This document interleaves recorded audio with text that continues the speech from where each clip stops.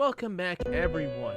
So, as of this week, this is going to be the last succubus game that we'll be doing for this whole little revisit marathon. And, well, Jesus Christ, this week we have Sword of Succubus, and I have some words to say about this game.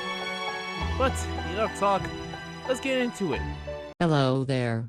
One more thing about this video. It'll be in the special censored mode. So, you play as the succubus, yes, that succubus who acts as a boss for the previous two games, and after getting a wonderful dicking from apparently what was supposed to be the hero, turns out the guy's a complete anyway, so hooray hooray, you take his sword and, well, later on meet up with a woman named Iris and tasked with collecting the not Triforce in each dungeon.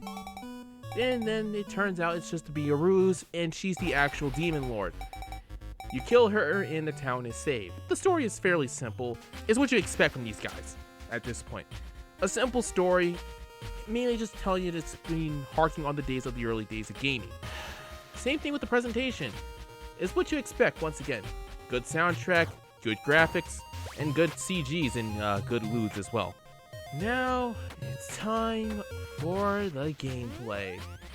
If you've read the title already, you already know what my feelings are. Because it's fairly accurate, because it sums up my feelings about this game. Now, before I go completely insane, this game kind of plays similar to the likes of the OG Legend of Zelda, aka a guide game. Otherwise, you will run around like a headless chicken. I think there are instances on it guiding you to like certain upgrades and such, but not really. So without a guide, you won't be able to find any health pickups or health. Once again, any weapon or armor upgrade. And this is where the tedium starts to reel its ugly head. So after the first boss, which I'll get into that later, you need to gather resources, rather it be rupees or iron ore, to upgrade your sword and your armor. So in order to do that, you need to mine for both of these, rupees, iron ores, whatever. And the pickaxe has a f***ing durability meter. It can't be simple. It can't be a simple permanent upgrade. And keep in mind, these guys be f***ing taxing. Why can't it be a simple part of your inventory? Now, gathering rupees, however, can be a bit on the monotonous side, but there are ways that you can get them. A lot of them barely are worth the squeeze, in my honest opinion. One of the ways is you can get milked. I'm not joking, that's the actual stat there. Another way is by, well, getting your back blown out for money. There are various, like I said, various ways, but at the end of the day, they're all f***ing tedious. Now, it's time for the action parts. Like I said previously, this game plays a lot like the NES Zelda game, meaning instead of a swinging motion, we have a stabbing motion. I'm going to explain why this kind of sucks, because with certain games, like for example, the OG Legend of Zelda, the hitboxes it made sense. But here's the thing about this game. The hitboxes kind of suck. Now, when it comes to fighting regular enemies, it doesn't really show up that much. But when you're fighting bosses, which keep in mind, are in a very enclosed space, it really shines on how the hitboxes can get. I think.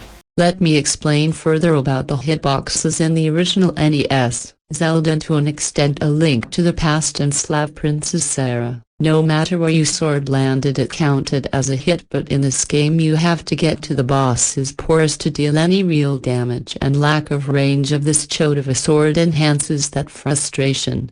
It's kind of similar in my Slave Princess Sarah review. Is this nigga serious? But here's the thing, at least with Slave Princess Sarah, once again, I previously mentioned, a swinging motion tends to cover a little bit more range than a f***ing stabbing motion. And without the proper health upgrades and the weapon upgrades, which feels like barely does anything, you're basically gonna be racking up a ton of deaths. And some of these might be a little bit cheap on the end. Now, there are magic weapons as well, but the eyes kind of got me there. I barely use it outside of a puzzle, or my failed attempts at using it for bosses. Well, except the ice boss. The ice boss tends to actually uses it to melt away that friggin' ice cube, so overall, I really cannot recommend this game unless you're a very hardcore succubus game or you're just a masochist. I feel like with Tower Succubus, it's not as frustrating because there are enemies for it. So I feel like whenever these guys were making on it, I feel like it was kind of on the back burner. But that's all I have to say for this week. Until then, everyone, good night and good luck. If you enjoyed this video, please like, share it with your friends, subscribe, and hit the bell for both uploads and community posts. Also be sure to follow Overlord on X and Pixiv.